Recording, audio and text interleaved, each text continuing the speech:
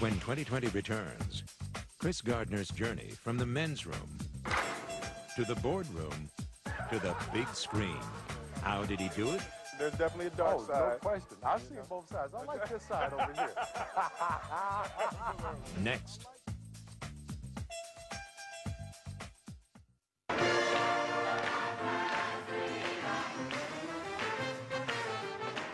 Glide Memorial Church is an institution in San Francisco, a 10,000-member congregation, a mission that provides food and shelter to the city's homeless.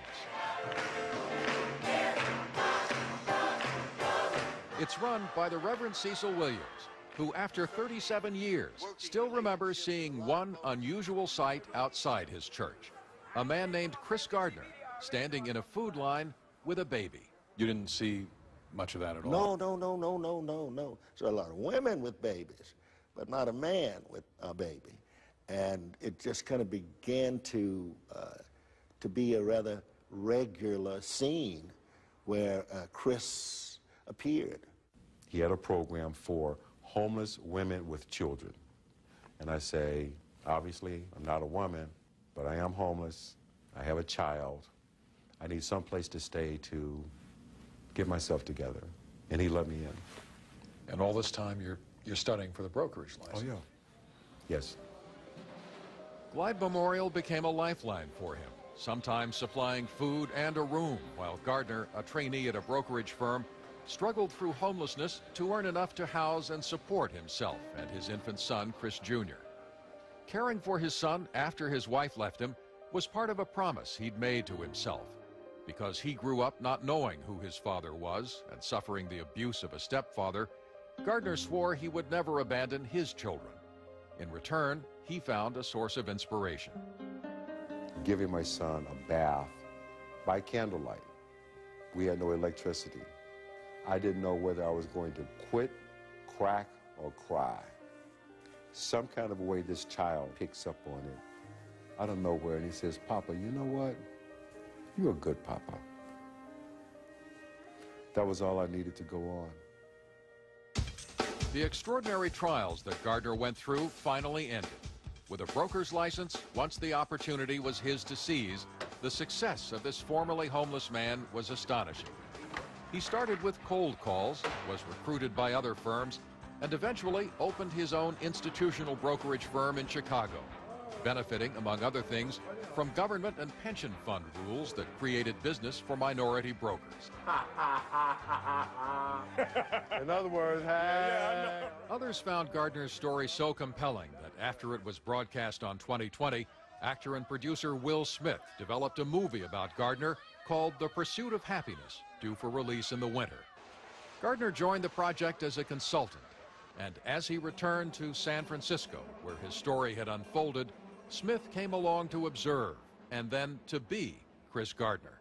Chris represents the American dream, the beauty of America. That's it. You still got a shot. Yep, a little bit of the dark side. There's shot. A dark side. There's definitely a dark side. No question. I've seen both sides. I like this side over here. Absolutely. And Will Smith playing Chris Gardner is only part of this picture. Gardner's son, Chris Jr., is played by Will Smith's son, Jaden. The best weapon is your mind. Smith and his wife, Jada Pinkett Smith, contributed $75,000 to the church and shelter that took Gardner in, and even hired Reverend Williams to play himself in the film. I had to wear a wig. A wig, yeah. No, it's not a wig. It wasn't a wig. What is it? It was a hair augmentation. Oh, yeah. You know what? Smith also visited the transit rest station, where Gardner once went so he and Chris Jr. would have a place to stay for a few hours when he was homeless. Gardner took me there with his now grown son to recall the decisions that faced him. No one is supposed to live in here. No one is supposed to just spend extended periods of time in here. This is a public restroom. This is not a living space. But were it not for this space, there were some days we would have had no place else to go. I mean, a lot of decisions, a lot of hard decisions were made right here about what are you going to do with your life? Where are you going to go? How are you going to get there? This time I went back with Will into that space.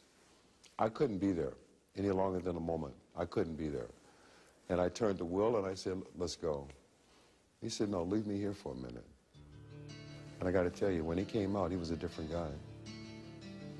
The phrase I once heard him use was that it was as the ghost in the walls had jumped out into him.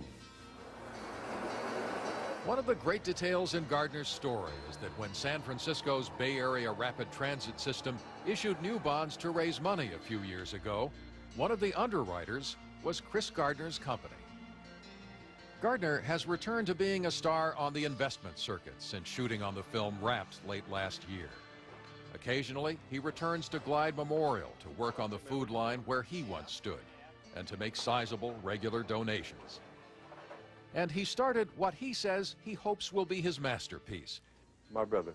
An international mission designed to create economic opportunities in South Africa.